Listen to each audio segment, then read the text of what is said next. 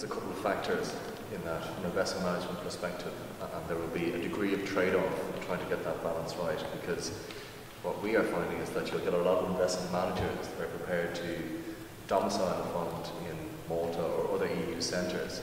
But if they have, and with Malta you don't need a local fund administrator in Malta, although we have located there, we have staff that are actively doing all administration there. We don't backsource that back to Ireland.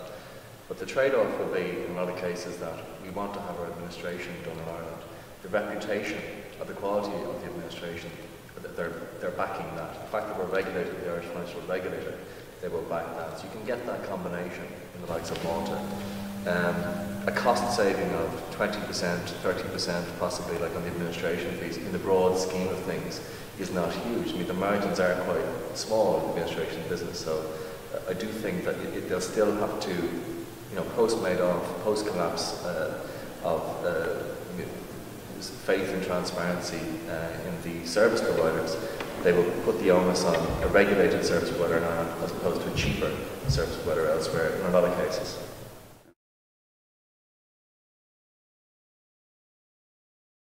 Luxembourg has always been a threat as a domicile and will continue to be, and we would see Ireland and Luxembourg as the two leading fund domiciles in Europe.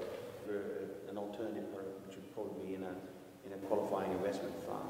You know, it can be authorised by the financial regulator in Ireland within 24 hours, provided there's certain things are done, such as the service provider is already approved by the regulator, and a few other bits and bobs. But if you can get a fund authorised within 24 hours, that's a very positive, from a time frame that could get to market. And time and again from clients, I do hear that there is a service quality that they certainly receive in Ireland, which they comment on unprompted, that it is better and preferable to the service quality they receive in Luxembourg.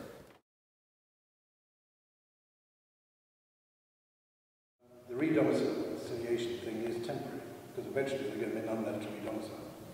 What is going to happen, I think, is that whenever AFIN comes in, and as I was saying before, the movement started before AFIN, if somebody wants to sell, somebody outside Europe wants to sell in Europe, eventually the politicians in Europe are going to make it clear that no European investor may invest in a fund that isn't approved in Europe. Therefore, they will have to have a European presence. Whether it's a manager, whether it's a fund, or whether it's both, I don't know yet. And we don't know because we haven't seen the final compromise. But therefore, I think that what will happen is that people who want to sell in Europe will set up a fund in Europe. They may even set up the classic master feeder fund and have Europe as the master and have the US going in, and maybe even the Cayman fund going in and feeding into those funds so that they can service other jurisdictions. But it's going to change, but it's not going to be that for the rest of our lives we're going to see redomiciliation, because in a very short while we'll have set up all non-domiciled funds that want to come.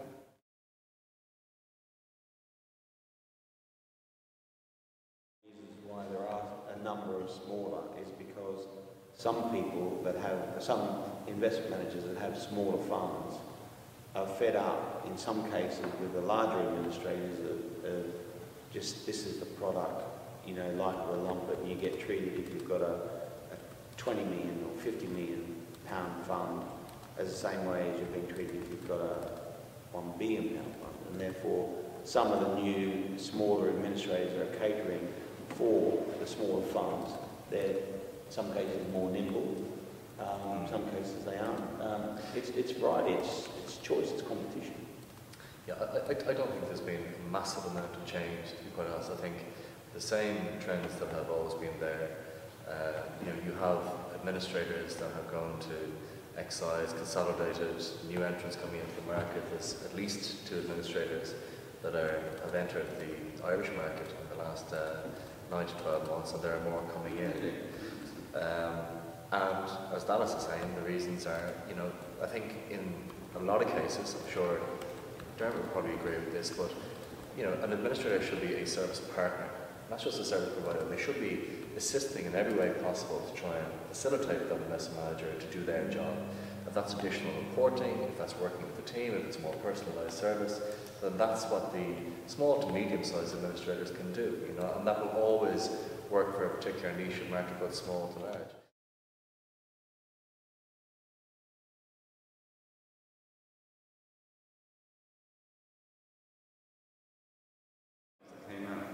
Are we operating close to capacity? Yeah, we are. I mean, we're hiring actively. I think one of the indications is meeting with recruitment firms, and boom levels, consultancy fees were 20–25%, and they would drop down to competitive levels, and they're being pushed back up again. So it's relatively easy to get staff at the lower levels, but at a kind of sub-management or management level, it's actually quite difficult. I think there's a greater demand again. So projecting forward to 2 or 3 years of the Irish marketplace, I think it's widely acknowledged that the funds industry is one of the few industries in Ireland that is actually doing well. We are close to capacity, to be honest, in the investment management area, but I think there still is availability in the market, and we are recruiting in the market, and that availability is there, particularly at junior levels, as John said. I think the ability to recruit more senior people is becoming more difficult, and the cost is increasing. But at this stage, there's still a talented pool there. If the growth continues, which touch wood that it continues to do for the next 2 or 3 years, I do think that the industry has invested a lot in education and other things with the universities that enables it to ramp up and does enable us to build that service and capability in line with a 2 to 3 year time horizon. So I think that it's achievable, and the problem I hope we have to face.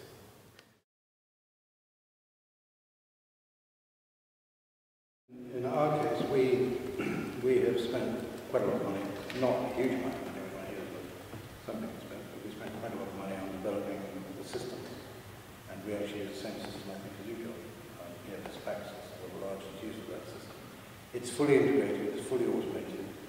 Every office has the system, and they work off the same server as Dublin, but with their own servers there, so disaster recovery at the same level. This means that we can take on the fund, and we can place the business wherever it is, either most sensible or most economic, and hopefully both. Which means that we actually don't have, we're not over-exercised about whether there is available capacity in Ireland, because there is in Malta, there is in Singapore, there is in Chicago, as the main centre that we use to go around the world for our daily dealing time. And that hasn't proved a major problem.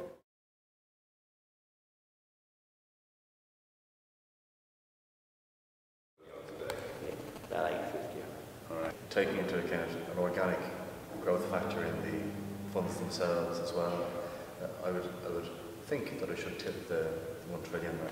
We're going to split the difference a little bit. I think that there will be some organic growth, and obviously hoping that we no double dip and toward this in that regard. But I think the growth of new funds, the net growth of new funds, I'd see closer to the sort of 5% level. So I'd sort of throw a number of 950 out there. I mean, I think in terms of the asset size, that the reality is that's entirely market-driven. In reality, depending on performance, that's, if the markets take off, for example, what they did, but if they did, then the business that's there can easily get to over $1 trillion quite quickly.